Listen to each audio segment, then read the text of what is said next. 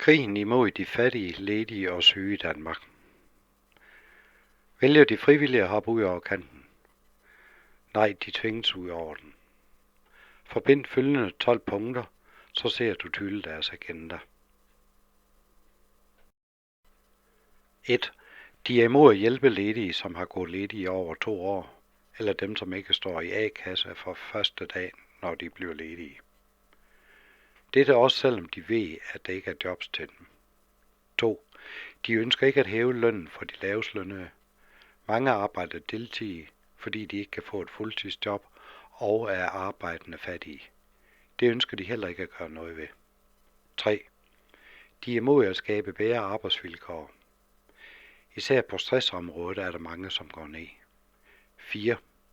De smider syge af sygedagpengene, imod lægernes vurderinger og ofte imod lovgivning. 5. De sparer på uddannelsesområderne. Dette gælder lige fra fagskolerne til forskerne på universiteterne. 6. De vil ikke bruge midler på en ordentlig sagsbehandling. Ofte bryder de lovgivning. Man kan klage, men behandlingstiden er så lang, at skaden i familien ofte er uoprettelig, når der endelig kommer en afgørelse.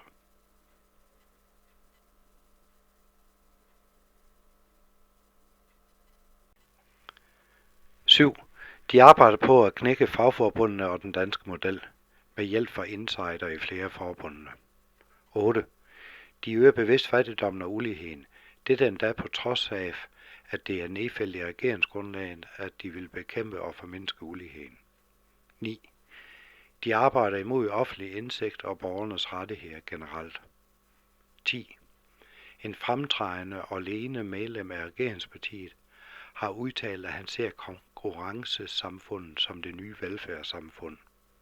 Noget som selv en førsteårs Kant Pol studerende ved ikke er kompatibel. 11. De kronisk syge syltes på kontanthjælp, ofte uden ydelser. De benytter sig ofte af de nye diagnoser, funktionelle lidelser, som er et påfund fra en læge, som er finansieret af lægemiddelsindustrien og forsikringsbranchen. Hans diagnoser er ikke godkendt af WHO, og dermed kan de klassificeres som kvaksalveri.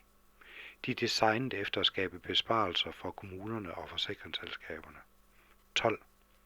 De fleste medier og pressefolk har valgt sige, de er imod de fattige, syge og ledige.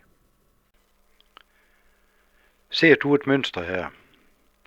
De udkæmper en krig imod de fattige og alle dem, som ikke kan deltage på arbejdsmarkedet.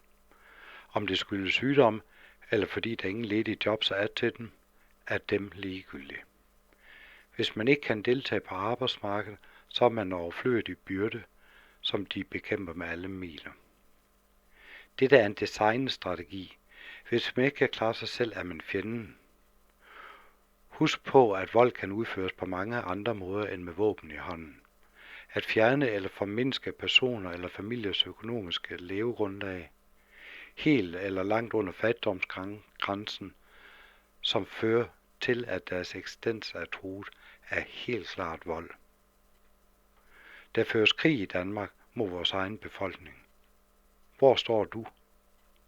Deltager du i krigen imod de fattige? Mange gør det, fordi de ikke har indsigt og viden om krigen.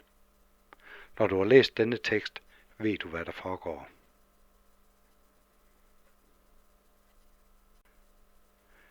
Meld dig ind i en af modstandsgrupperne. Kan nævnes, behandle os ordentligt, Podemos, syg i grupperne og mange andre.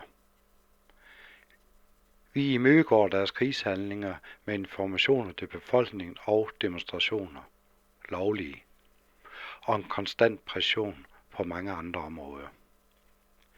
Information til alle dem, som har deres på det tørre, er vitalt. Budskabet er, tør du regne dig for sikker? Husk på, at sygdom og ledighed kan ramme alle. Hvis det sker for dig, ender du som mål for deres krigshandlinger, og endnu værre, dem som du holder allermest af, bliver også offer.